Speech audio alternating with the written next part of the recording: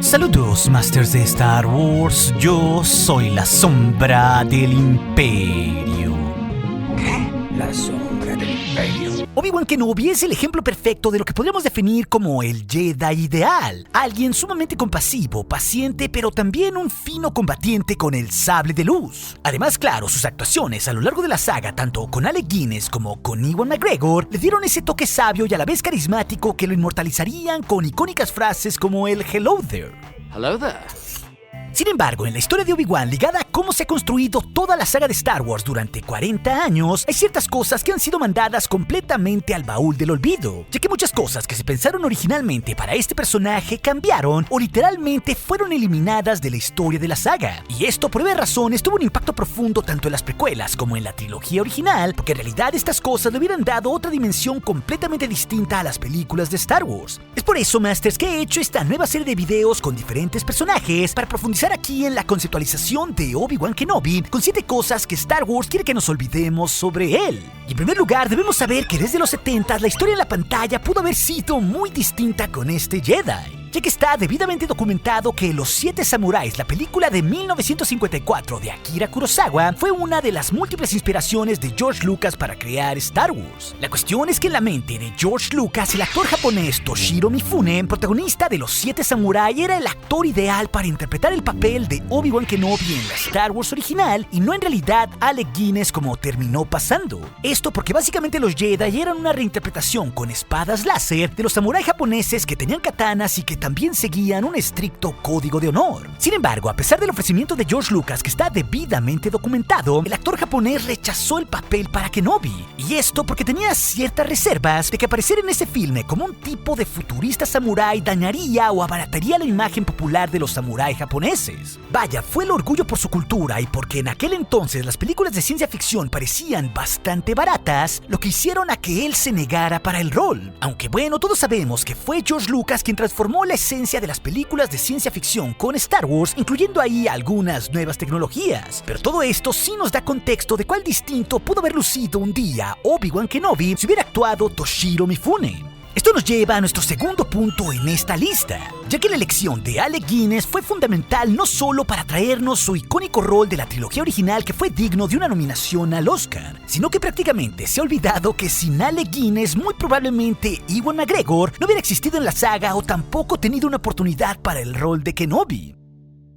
Y esto se debe a que en los más de 5 años que tardó George Lucas en construir el episodio 1, La amenaza fantasma, más de 50 actores distintos fueron considerados para interpretar el rol de Obi-Wan Kenobi. Pero el proceso está documentado en el libro sobre cómo se hizo La amenaza fantasma. El reto, pues, era encontrar un actor que fuera una versión creíble de un joven Alec Guinness. Es aquí que Rick McCallum, el productor de las precuelas, pidió que se hiciera una cinta compuesta dividida por mitad, donde en ella se pudieran comparar las imágenes de esos 50 actores contra las de un joven Alec Guinness. Y justamente uno de los que le fue bien con esa comparación del actor original de Kenobi en su juventud fue justamente Ewan McGregor, por su parecido con él y sobre todo por tener el mismo físico. Claro, el hecho de haber tenido un éxito previo en cintas como Trainspotting le ayudó a McGregor, pero tras todo esto y tras hablar con George Lucas, fue él el que se dio cuenta que había encontrado a su Obi-Wan para las precuelas. Desde luego, Ewan tendría que emular mucho a Alec Guinness, como es bastante claro en las precuelas, pasando desde hablar de formas muy similares a como lo hacía Guinness en la trilogía original, hasta frases que ahora son una rima entre los dos, como el clásico Hello there.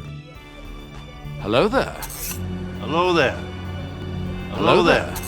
Esto nos lleva al lugar 3 entre estas cosas que no debemos olvidar de Obi-Wan Kenobi, ya que entre los diseños del maestro Jedi que se rechazaron para el episodio 2, El ataque de los clones, había un par donde el maestro de Anakin emulaba totalmente a su fallecido mentor Qui-Gon Jinn. Y estos diseños están presentados en el libro del arte de esta película y fueron trazados por Ian McCaig, donde en ambos la versión juvenil de Obi-Wan lucía tal cual como su maestro, teniendo en uno de ellos una coleta detrás y otras 2 cayendo de sus orejas, en este sentido bastante similar al look de Jinn del episodio 1. Pero también había otra imagen mucho más similar a la que terminó quedando para Obi-Wan, pero incluyendo también esa clásica coleta de Qui-Gon Jinn en la parte de atrás. Claro, ninguno de estos dos diseños terminó quedando para el look definitivo del maestro Kenobi en el ataque de los clones, pero sí nos da mucho contexto de cómo esa reminiscencia hacia su propio maestro siempre fue considerada a lo largo de las precuelas en algo que pudo haber resultado muy pero muy distinto en su look en pantalla. En cuarto lugar, y algo que es una completa rareza, que no debemos olvidarnos de la historia de Obi-Wan Kenobi de la trilogía original mucho antes de que se hicieran las precuelas, es que originalmente en la historia del regreso del Jedi se había introducido que Obi-Wan Kenobi y Owen Lars en realidad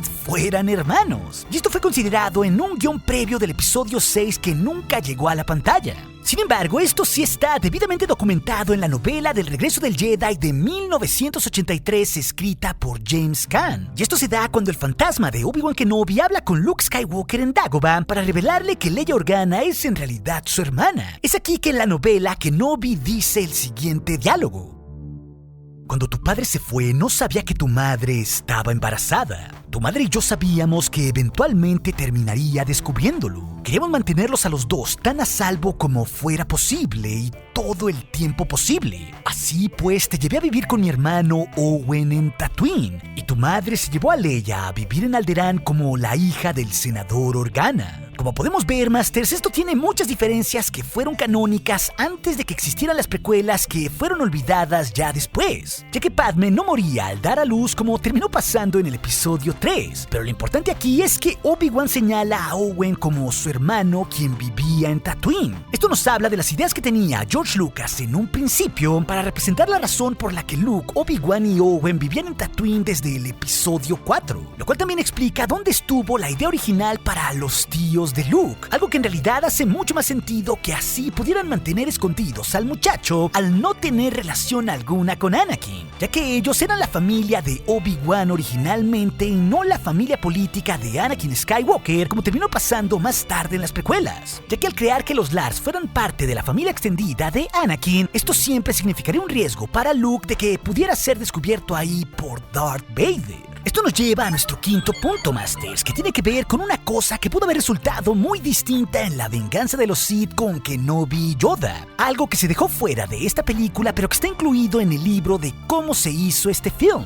Ya que en la segunda versión del borrador del episodio 3, que data del 13 de junio del 2003, sucedía que tras el combate de Anakin y Obi-Wan donde el Jedi salía victorioso, Yoda y Kenobi terminaban teniendo una conversación muy distinta que dejaba ahí mucho más claro el futuro de los gemelos Skywalkers como esa nueva esperanza. Ya que tras el nacimiento de los gemelos, Obi-Wan le preguntaba a Yoda si él creía que los hijos de Anakin serían capaces de vencer a Darth Sidious un día. A lo cual el maestro Yoda simplemente contestaba que la fuerza corría fuerte en la línea de los Skywalkers. Esta importante conversación, Masters, fue dejada fuera del rodaje de la película a pesar de estar a días de iniciar a filmar. Pero lo dicho por Obi-Wan Kenobi le daba otro contexto completamente distinto a la decisión futura de los dos cuidando a la distancia a los hijos de Anakin, ya que los Jedi dejaban completamente en claro que su objetivo sería un día entrenar a los muchachos, inclusive a los dos, para vencer a Darth Sidious. Y también esto confirmaba que ninguno de los dos, ni Kenobi ni Yoda, podrían hacerlo en ese momento, algo que sin duda es un gran detalle que jamás vimos en la película. Pero esto nos lleva al punto 6 con otra cosa mandada completamente al olvido durante la construcción de La venganza de los Sith, ya que en un primer borrador del guión de la película fue dejado fuera un momento que ahora es un clásico con respecto a Obi-Wan Kenobi. It's over, Anakin! I have the high ground!